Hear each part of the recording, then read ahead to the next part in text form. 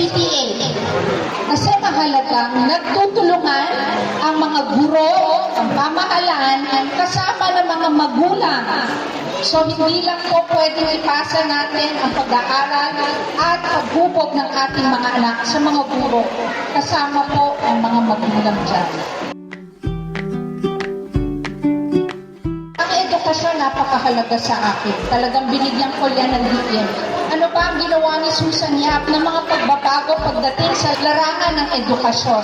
Unang-una, from 65, na ibaba natin yan to 30 million ang larangan.